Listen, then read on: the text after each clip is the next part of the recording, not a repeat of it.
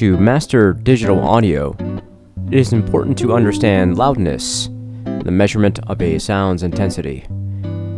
Loudness is measured using decibels, and decibels express the ratio between two power levels. Decibels are usually used to meter sound pressure or electric energy.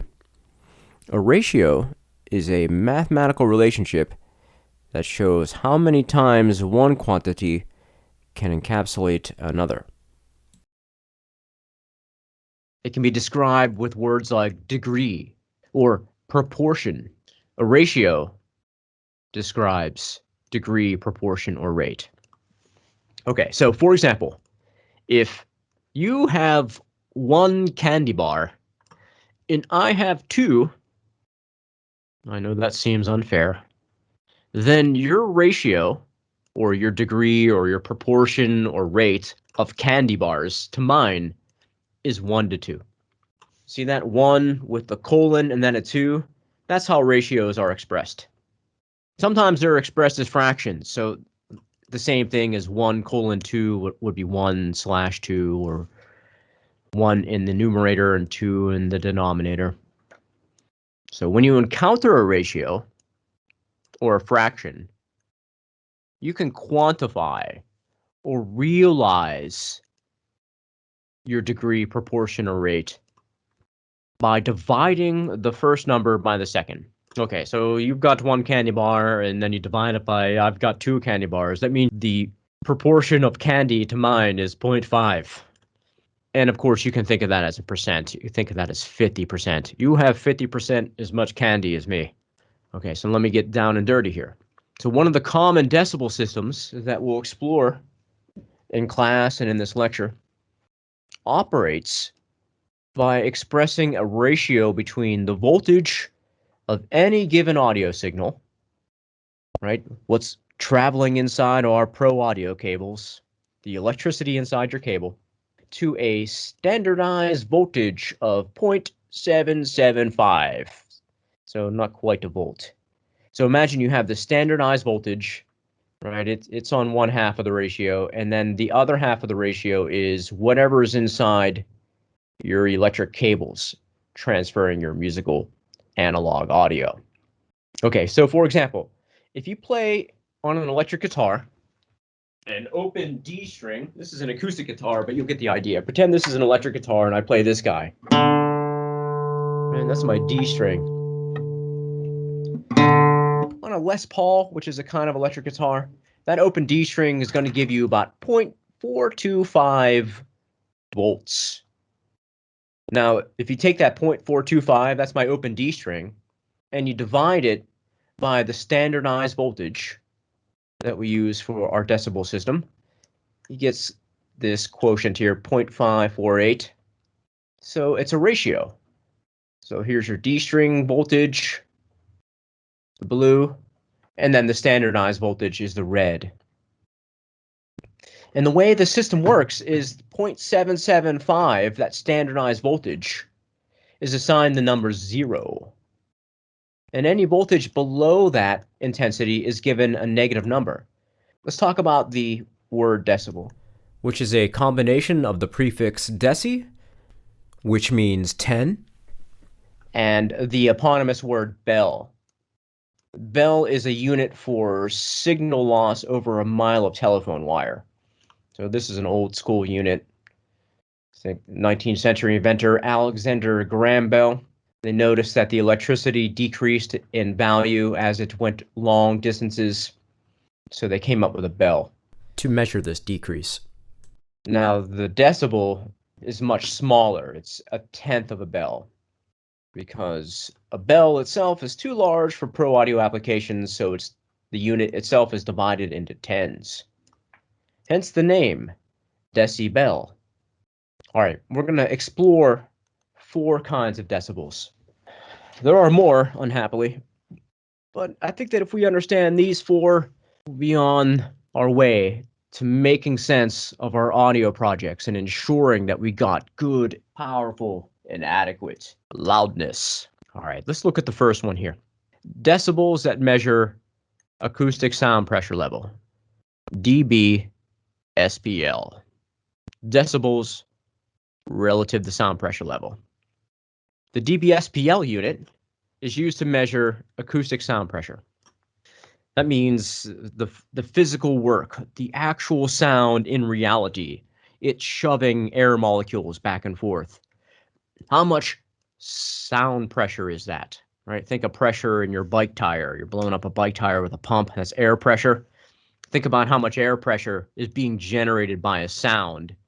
And that's what this dBSPL is there to measure. All right, here's how it works. We know that decibels express a ratio or fraction. The acoustic intensity of a sound is specified by how many times greater that sound is than a reference level of 10 to the negative 12 watts per square meter, which, as it happens, for some frequencies is the threshold of human hearing. That's when you raise your hand in the hearing test. They play a frequency into your headphones and you say, I can hear that now, and you raise your hand.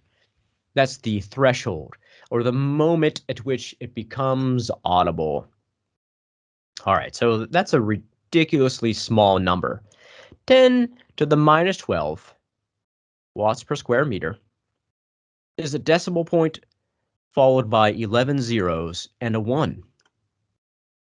And it looks like this when it's written out, right? 0.1, 2, 3, 4, 5, 6, 7, 8, 9, 10, 11 zeros and a 1 watts per square meter. And that represents theoretically 0 dBSPL or 0.000001 dBSPL, like barely anything of a decibel. It's just coming into existence. It's inchoate. It's barely there and you're starting to raise your hand. Okay, so remember, decibels are a ratio between two physical properties. So the two physical properties are as follows. We got our reference number, that barely audible, tiny sound pressure level, and any other sound on Earth. So you create one of these, a fraction, right? You put the reference divided by the sound that you're comparing it to in order to calculate your decibel. All right, here's how it works. So if you divide the reference number, 10 to the minus 12, by 10 to the minus 11, say, then the quotient is 0.1. The quotient is fancy math speak for the answer to the math problem. The answer to this math problem, this number divided by this number equals 0.1, which is equal to 10 dB, right? So 10 to the minus 12 watts per square meter, also known as that many zeros and a 1 per square meter, is equal to 10 dBSPL. And then if we keep going, all right, we got 10 to the minus 9, and we divide that by our reference, or we divide our reference by 10 to the minus 9, then we got 30 dB, right? And then we go 10 to the minus 8, we got 40 dB. Okay, these are the decibels that you are going to hear about in news articles or law about loud sounds. You're reading something and they say that rock concert was 100 dB. They're talking about dBSPL. Okay, so now let's talk about the geometric progression that's on offer here. 30 decibels and 40 decibels. And that's not just, oh, that's 9, that's 10 decibels bigger, right? It's, as it happens, 40 dB is 10 times bigger than 30 dB. And this is a geometric progression in order to cover large swaths of numbers. It's similar to earthquakes, right? A earthquake that is 7 on the Richter scale is nowhere near as strong as an earthquake that is 8 on the Richter scale. It's not just, oh, that's 10 more earthquakes. It's 10 times the strength, right? One is rattling pictures off the wall, and the other one is leveling a city. That's a geometric progression, or a logarithmic progression. Decibels work the same way. That's because we got tons of possible loudness. right? You can hear a pin drop, but you can also hear an asteroid impact before it vaporizes you. That's an enormous level of difference between loud and soft. Okay, pretty fancy the way they work. Now, the thing about this dB/SPL is I sort of need to mention them to illustrate how decibels work and to alert you to the types of decibels you'll read about in a news article or a law about loud sound. But in a pro audio context, there's too much variation in equipment and listening environments, speakers, cables, amps, room sizes, how far away you are from your speakers. Right, here I am next to the microphone, and then I move back here, and I just change the decibels for you. So that means that this dB/SPL business, though they do illustrate how decibels function, and indeed how all other decibels function, they're not very useful for pro audio. Let's just set them on the shelf. We'll look at them if we need them, but we're probably not going to need them. Okay, so let's take a look at the type of decibel that has any consequence to music technology, to computer music technology.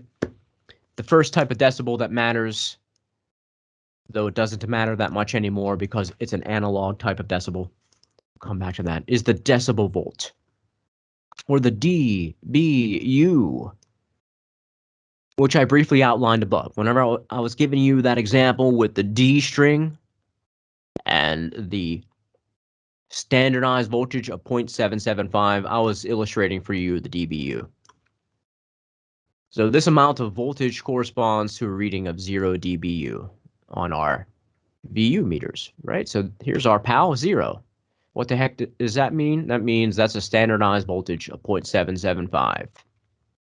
And then we perform our ratio quotient with any other sound on Earth, right? You got sound squirting through your cables, and the VU meter's needle is jumping in real time as it reflects the ratio and its quotient expressed as a negative number from 0. 0 dBu, 0.775, right? That open D string, that needle is going to be around here-ish. So this unit evolved in an era of analog gear, and the devices on top of the mixing boards and many other pieces of audio equipment were called VU meters. So old school mixing consoles were often adorned with many VU meters. Now, the thing about these VU meters is, though we're not going to encounter them very often, the modern type of decibel that we do use functions the same way, right? With 0 and negative numbers, right? So in digital audio, we're still in that 0 and negative number town, right? We are nowhere near these types of decibels, right? Oh, how come my volume meter doesn't say 190, 80, 70, 60 like the dB/SPL? That's because we don't use these in music technology class. Why not? Because there's too much variation in the equipment that we use, or how far away you are from your speakers, cables, all the rest, all changes. We need something that works to measure in a pro audio context. And the first one that evolved was the dBu. Okay, so just like the geometric progression on offer here, like 40 dB is 10 times louder than 30. That same geometric progression is on offer with our pals, the decibel volts. Okay, so here's 0 decibel volts. And then over on this axis, I have dB/SPL, which is our pals here, these rascals. Imagine those guys are plotted on this axis, and then here's our decibel volts, right? 0, -3, -6, -12, -24. This business here, 0, -6, -12, -24, right? You look on your faders, you're like, oh, there's 0, and then -6, -12, -24. Look at my chart here, right? 0, -3, -6, -12, same business. Now check out this degree of loudness. The difference in loudness from 0 to -3 is amazingly large. Just, right, pretend, I don't know what this is for real, but pretend this is 100 decibels. This is -3 is like 50 decibels, somewhere in there. I'm just calculating a little bit wily, but something like that. And then look at the difference between -3 and -6. Like, hey, that's still 3 decibels difference, but we're in a completely different territory of loudness. That means that if you're moving from -6 to 0, you just made an incredibly different volume adjustment than your -12 to -6, right? Think earthquakes, right? We just went from 5 on the Richter scale to 9 on the Richter scale, say. I'm bad at math. That's not exactly right, but the point is clear, right? It's the same logarithmic progression. Make one of those tiny little adjustments downstairs from 0 to -3. You just crushed loudness in a real way. Whereas the difference between -3 and -6 comparatively isn't even close. Even though it's still 3 dB. Like, oh, I changed it to -3. It must be the same. Well, that's not how decibels work, pals, right? I don't know what to tell you other than it's somewhat counterintuitive, but it begins to make sense the more time you spend adjusting volume, right? You're making these adjustments upstairs here. When you're by 0, you're making completely different volume adjustments. Okay. Now we got to talk about decibels that we will actually encounter. As it happens, these are the decibels that we use in digital audio. But happily, oh so happily, they work the same way as our pal, the dBu. Even though it's not 1975 and we got these VU meters on our consoles, the decibels we use here in digital audio work the same way, which is to say there's a 0 and you do negative numbers, and they're logarithmic. So the type of decibel used in digital audio is called dBFS, decibels relative to full scale. That's what dBFS means. Oftentimes you'll see this expressed as PKRMS, and let me tell you why in a second, but let me just clarify. One major difference between dBFS and our pal, the decibel volt, is back in the day, you could push a little bit beyond 0, right? Up to +3 or so. And though your peak meter would turn red, you wouldn't ruin the audio like you do nowadays. In digital audio, if you push beyond 0, the meter clips and now your digital audio is broken. You don't get a sort of warm, overdriven distortion like you did back in the analog days. Now 0 is an absolute do not cross threshold. You cross 0, you clip your meters, and your digital audio is ruined. Okay, we'll come back to that, but let's look at how we're going to meter this dBFS. When we're monitoring our digital audio, we're taking a look at the signal as it peaks, and we're taking a look at its average, or its RMS meter. So RMS is the average overall loudness.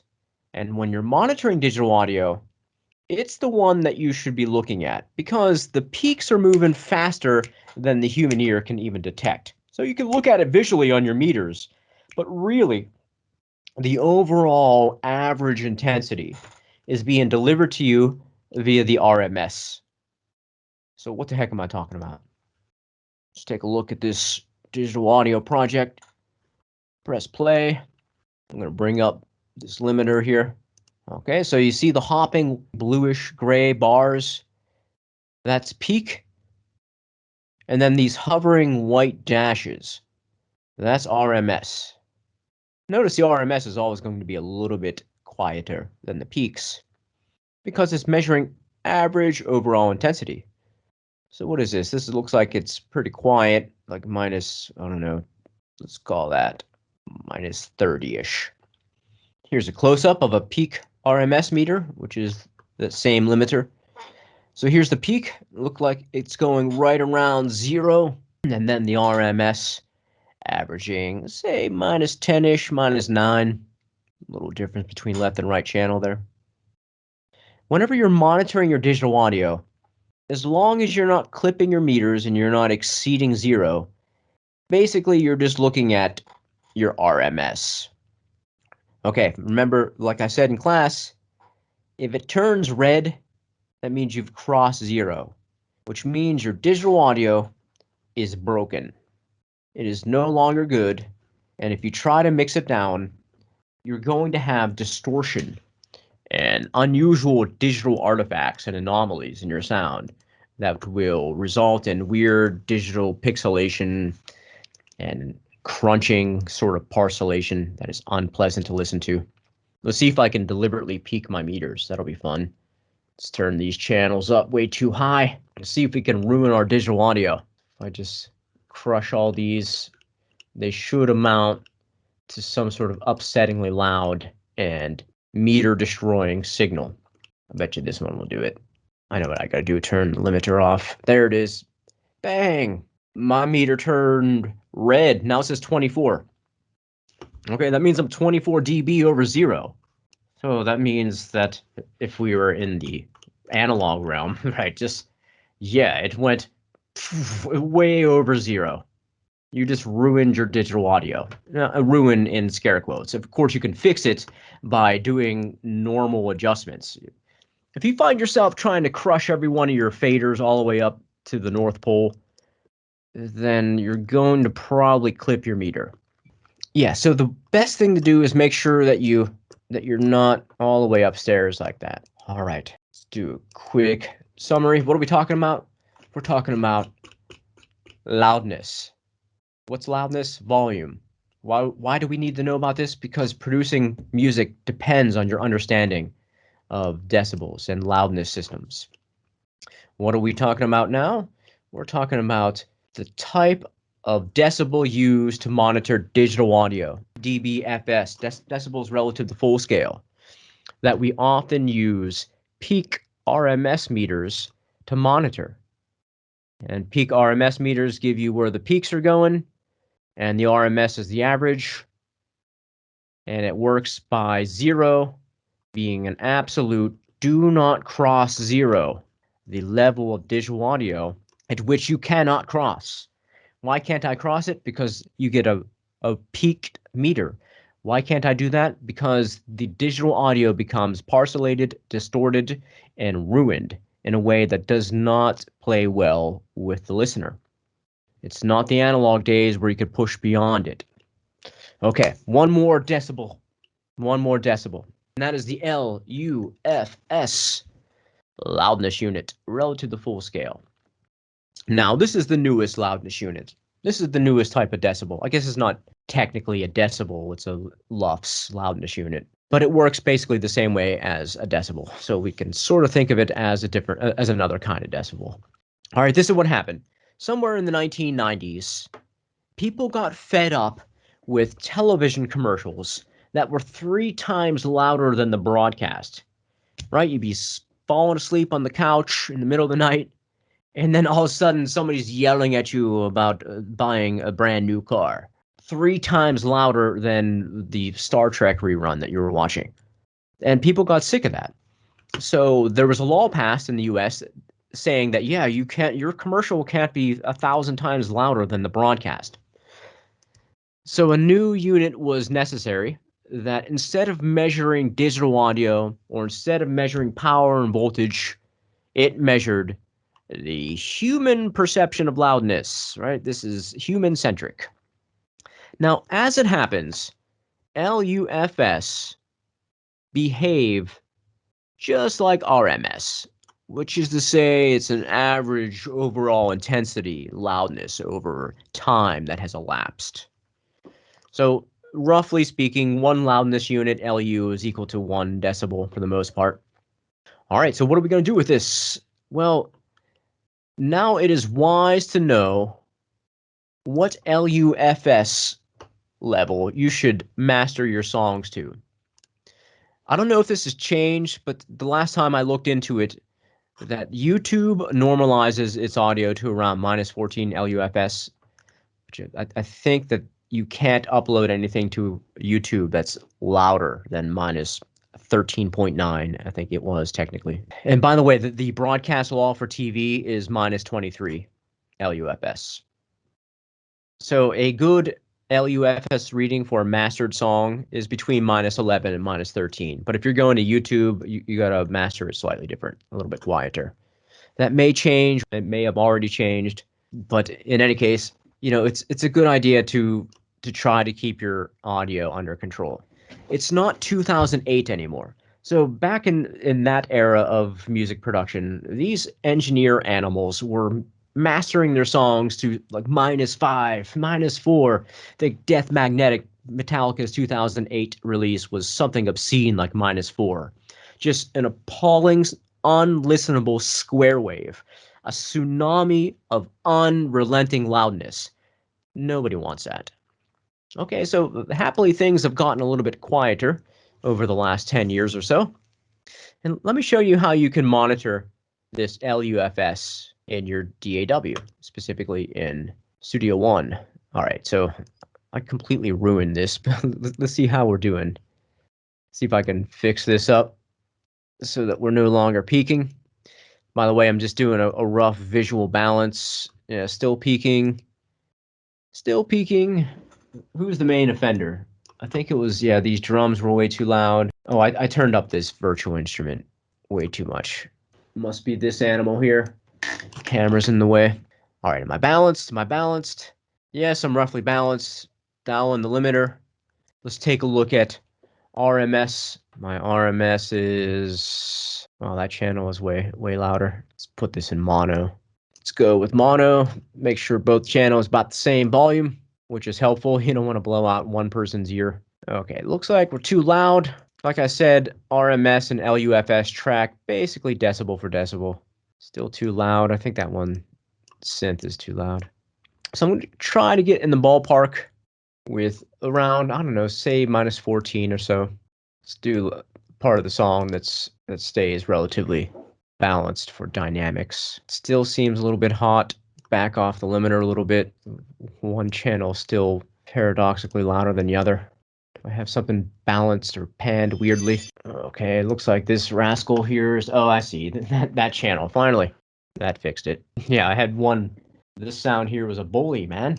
What am I aiming for? I don't know, maybe around -14-ish RMS. I don't know why.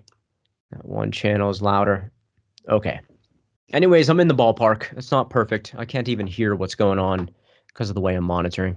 Now, if I go to that master channel, I go to my inserts and I look for Presonus's level meter. I get this plugin here, and the level meter allows you to monitor LUFS. So if I change this to R128, which is that European Broadcast Union, I click on LUFS, and then here it is right here, LUFS. If I click reset a couple times, -17. Looks like I'm getting close, and notice that the LUFS and the RMS are about in the ballpark, but I got a little bit of room. I'm going to push.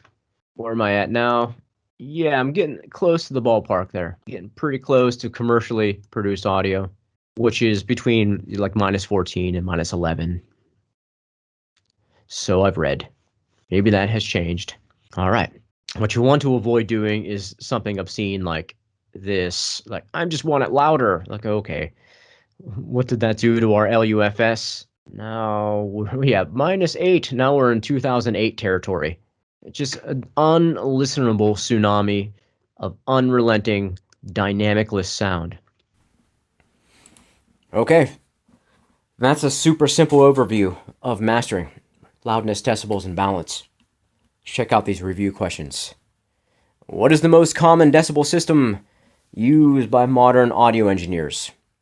Yeah, that would have to go to the DBFS. That's usually how you monitor. And then at the end of the game, do some monitoring with LUFS and make sure that you're around -14. What are the two metering values for DBFS? Okay, so whenever you're monitoring with decibels relative to full scale, you will see a peak and an RMS. One is the absolute extremity of the volume, and the other one is the average overall loudness. Really, as long as you're not peaking, just look at the RMS. That's the important one. Which kind of decibels are used to measure acoustic sound pressure? That is the dBSPL, right? The decibels that are on the shelf. It's like measuring science class physical mechanical work in the atmosphere, measured in watts per square meter. Like, okay, well, we don't need those. Though they are useful at illustrating the geometric progression on offer with decibels. How much louder is 60 dB than 50? It's not just 10 decibels. It is 10 times louder, right? The earthquake is destroying a city, and the other earthquake was rattling pictures off the wall. Completely different intensities. Which signal processor is used to increase loudness on the master channel? Well, thanks for asking. That's our pal, the limiter. Right? Most audio projects require some limiting on the master fader. You don't want to get crazy with it, but just a little bit. Just so you get up to commercial quality amplitude. What is the difference between RMS and LUFS? Well, they both measure average sound intensity. The difference being that RMS measures the electronic and digital intensity, where LUFS measures the human perception of sound. Raising your hand during the ear doctor's test. What happens to digital audio when dBFS levels exceed 0 dB? What happens is you clip your meter and your audio is now ruined. Bang. Press stop. Realize that you have to fix something. Of course, this is an easy fix because I got carried away with the master fader. Don't mix with your meters clipped. You're just wasting your time because that's not what it sounds like. What is the standard voltage for dBu? What kind of meters were used to measure this kind of decibel? Okay, so you're not really going to encounter too many pieces of analog gear, but it is useful to know this information. So back in the day, the VU meters, which measured dBu and introduced the pro audio world to the concept of 0 as our loudest sound. Here it is. Right, dBu. Standard voltage of 0.775. You may encounter this. If this is a dB big U, I'm pretty sure that the standard voltage is 1 volt. Thanks for watching. I hope that you got something from this. Take care. I'll see you in class.